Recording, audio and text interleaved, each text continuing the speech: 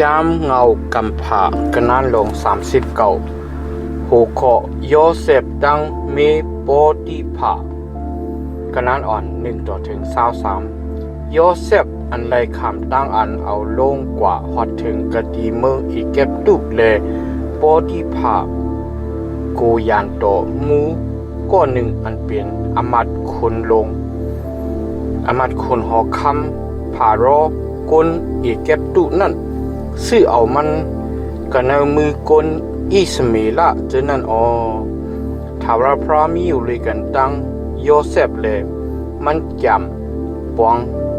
เจ้าหนังคือก็จางเปลี่ยนมันเลยอยู่กันเอาเฮือนเจ้ามันกลอีเก็บตุนั่นเจ้ามันก็หู้หันลองอันทาวราพรามีอยู่เลยกันตั้งมันเลยมันตั้งแก้มตั้งปวงมันจังเตรียมไว้เปลี่ยนมากันเอากาอันมันเฮ็ดกูเจอกูเปิงนั่นเปิ้นในแลโยเซฟทุบกีสุนาไตตาเจ้ามันแลขามตั้งใจดังสวยปลายตีนปลายมือเจ้ามันอยู่เจ้ามันก็คานมันไว้กันเอาอะราก็อันอุบเฮินแลเอาอุบจากกามีตั้งสิ่งตั้งลงอับปันกันเอามือมันจ้าเจมขิงกาล่ามืออันเจ้ามันให้มันอุบเฮินอีกตั้งอุบจากกามีตั้งสิ่งตั้งลงจื้อนั่นแหละทาวราพระปันตั้งลีดีเฮินกลเอกเก็บตูนั่นก็ปือโยเซฟนั่นตั้งลีมังกลาทาวราพระฮอดถึงกันเนออุบจากกาอันเจ้ามันมีกันเอาเฮินอีกตั้งกันเอาตรงหน้าเจ้ามันเอาอุกจากกามีจังสิ่งตั้งลงอับปันกันเอามือโยเซฟสิเลนอกสิตั้งกินตั้งครบอันโตมันกินครบนั่นมันยังอ่ำไม่เจอเนียงเจอกาสังตั้มเจอและตั้มเจอเตโยเซฟนั่นมีห่างพังเย็นเลเนื้อหนัง ก็ห่างหลีไว้นั่นเมเจ้ามันมีดังอันถูกตาเนื้อโยเซฟเลยลาดว่านอนลุยกันตั้งเก่าสิกรรมวานังใน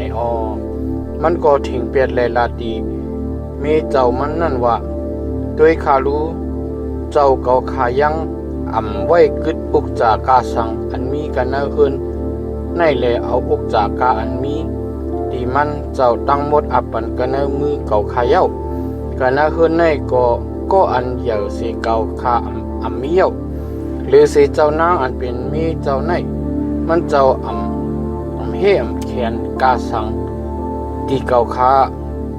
เพราะเป็นเจ้าหนังในจึงเก่าคาตักเฮ็ดอมูอเปียดอันเหยาในแลเฮ็ดเปิงพิดเปิงทาวราพระไลเจ้าหนังคือคาวานังในพิกซัมมันนั่น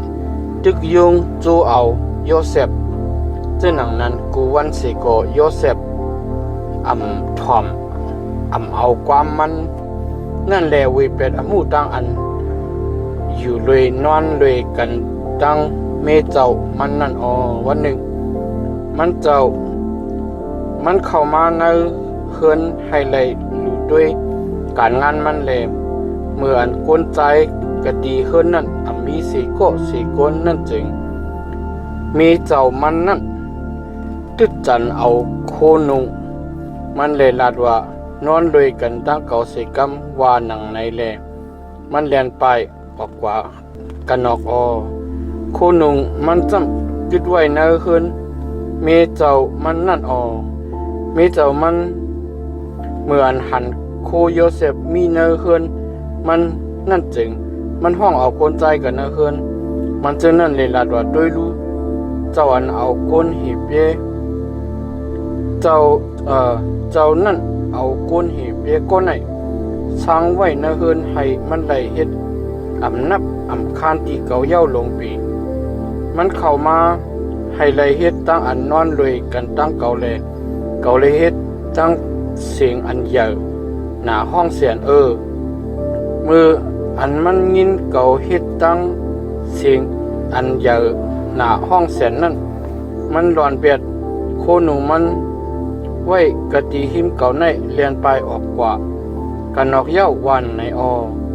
มันเอาโคหนูโยเซฟนั่นซิมไว้ดีดูเจ้าเก่าโดดถึงฮอดเจ้ามันขึ้นฮอดถึงมากะตีเฮือนมันสมอกลัดความซึ่งนั้นเลยว่าข้ามันเปลี่ยนก้นหีบเยอัน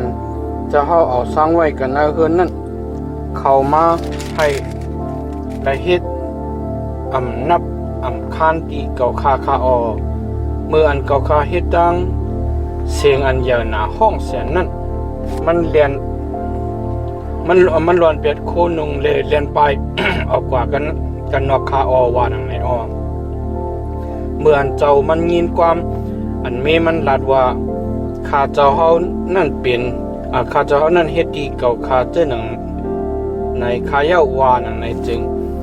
มันใจไม่ใครจ้าแลเอาโยเซฟกว่าขังไว้กันในท้องที่อันโกนอันไหลคำตั้งอันคนหัวคำชุบไว้เจอนั่นอยู่นั่นก้อยกาเท่าละพระมีอยู่เลยกันตั้งโยเซฟแลเอลูเฮ็ดเกซูตีมันให้มันไหลนาไหลตากะตีท้องมูเปิ้นในแลท้องมูนั่นเอาเขาเจออันไหลคำตั้งอันชุบไว้กันในท้องนั่นตั้งสิ่งตั้งลงอับปันกันในมือโยเซฟแลให้มันเป็นก็อันไหลจีอย่างลองตั้งกาอันเขาเฮ็ดกันในท้องตั้งสิ่งตั้งลงลื่นนั่นท้องมูขึ้นไหวรู้ไหวด้วยลองตั้งอันอับไว้กันในมือมันนั่นเรามาจำทาวพระมีอยู่ดีกันดังมันแหละให้กาอันมันจำปองสร้างเฮ็ดนั่นเตรียมไว้เปลี่ยนมา